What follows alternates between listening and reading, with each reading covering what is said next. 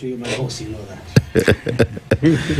So, I think I'll pick it with Bishop where we left it, and gentlemen, I will invite you to the conversation in a few minutes. But before we go to the conversation, let me just have a quick shout out to the people who are listening to us. Of course, Nelson Misiko, your pipeline is saying tuned in. Abdikadir Abdallah here in Komarok, I'm locked in until the end as usual. Cheptani Ben, you're saying Sotik, Tukondani, Jonah Adil Rasta, you're saying you're listening to the conversation. And of course, Jay Ozengo, Samuel Maina Mataiga, Titus Ochele, Sami S. Musabiri, Spencer Kimboi, Tasha Vibes, Nelson Misiko, Chamtai Ben, Tamara, Sami Akoyo, Abdikadir, Jonah, and many more. You're saying you are tuned into Spice 94.4. And of course, we are here to give you only good vibes. Daktari wa kienyeji, you're saying you're listening to Bishop Moredi say you are in. Sijui you are in, uko in ni wapi, but uko saa, uko ndani. Sambo Muhammad Adamu, Baba Asumta, John Kinyanjui, Kevin Diego, Marilyn Atieno, Fundi Lawrence, Mubarak Yakubu Omar, and Robert Nero. You're saying you're all tuned in to Spice 94.4. Of course, the drive show is the biggest conversation every evening and the best radio in the afternoon. So if don't change that dial, because we are going to give you into a deep dive of issues, deep dive of interesting stuff to carry on. And of course, let me introduce the three gentlemen who have joined us. Of course, we're with Bishop Moredi, who has been speaking. So, Daktari, karibu sana. Thank you very much, sir. Introduce yourself, man. Good to be here. My name is Kenneth Mbongi. Yes. And I come from the University of Nairobi. Yes. I'm a historian. I basically work for the Department of History and Archaeology. Yeah. But currently, I'm the Associate Dean of the Faculty of Arts and Social Sciences of the University of Nairobi. And it's a pleasure to be here. I've not been here in an afternoon like this. I'm used to being here in the morning with Andu and Siti. And Siti Muga. Yeah. And the proverb. Yes. So you'll tell us a proverb. Oh, yes. So I'm glad that this is the first day I'm here. If I were one of those early Christian missionaries and explorers, I would say I'm the first man to be in SpiceFM today. All right. Can you put up, Dr. Yeah. Yes. Yes.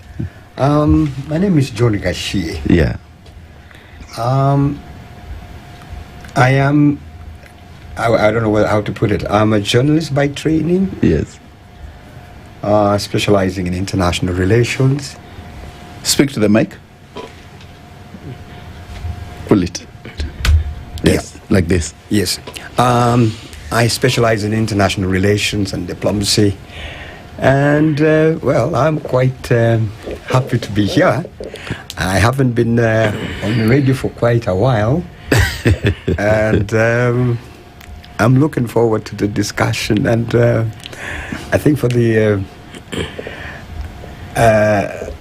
Daktari on the other side, I think I'm looking forward to hearing his views and take on what is going on around the region and Africa in particular. And I'm also perhaps very keen to hear what the bishop on the other side has on a take around so many other issues around how we live. Bishop will tell us a lot. Yes. Bishop is a good man of God. Karibu sana Bwana Gashie, and of course, my colleague. Yes, I'm your colleague, and of course, I work under you. You're my boss. My name is Alex Kiari, from the Standard, where we are right now. So, gentlemen, it seems it's a meeting of gentlemen. This afternoon conversation is about gentlemen. And we were discussing about the church. And I know historians have a lot about the church. And I was saying that the church today seems to have fallen from ile akinanjoya. To correct the government, and Bishop has told me that they are speaking, and they've been speaking broadly and proudly to the government and to the powers. So, Bishop, you still say that you will keep speaking to the powers and speak correctly. Correct. Yeah. We have been speaking. I mean, it's not a secret. Yeah. The Catholic Church has spoken, given statements. The Anglican Church has spoken. Churches have been speaking. We are speaking on television, social media, our pulpits. So I think we are not really. It's not fair to say the church has not been speaking because we have been speaking. Daktari. Yes, sir. You're a historian, and Yes, you are telling us that the bishop has said the church has been speaking. And how do we help South Sudan with the church? No. First, there are two dimensions to your question. One is about the church speaking, and of course, the other one is about the church in South Sudan. Let me begin with the first one. Yeah. There is a way in which historically the church, over the years, speaks about the ills of society. It's a way in which the church becomes the voice of the voiceless, as it were, through critical phases of, critical junctures in the history of whether you're talking about Kenya and many other countries in the continent.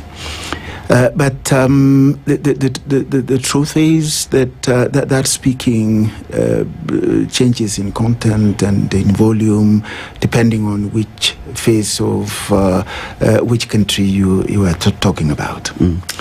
If I may look at the church in Kenya generally, and then I'm applying the concept of church across both Catholic and Protestant denominations in the country. If you look at from the transition to independence, you find that the church was speaking in two ways.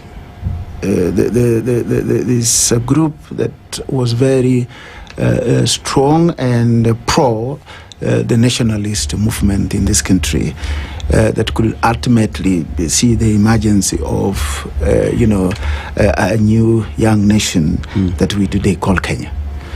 But also within the same church, there were voices that were clearly, in certain ways, a spiritual wing of imperialism, really, pro-establishment, working with the Africans, very closely to create fairly subservient subjects of the British Empire, if you may look at it that way. Mm. Now, fast forward, you find that with much of the Kenyatta and Moi administration, you find that the church predominantly became the conscience of the country. In fact, at the time of a single party system, quote unquote, the official opposition in the country was the church. They stood very firm. He's talked about the Catholic bishops. If you remember the days of Bishop Ndingi Mwananzeki in Nakuru, the only voice that will talk against displacement and inhuman treatment of people in homes and lands that they were not considered theirs. If you remember the days of Henry Okulu, Bishop, the more maverick one that you mentioned, Timothy Njoya and Alexander Muge, many of these men of the cloth, in fact, many of them laid down their lives for the sake of justice and fairness in this country.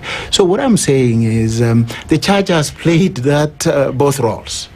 Really, of being pro-Southern forces aimed at, alienation, domination, and control, and also from the other side, become the voice of the voiceless through generations. And you see that dualism in the church, over the years. So to be fair to them, they have played both roles. They have the both portrait.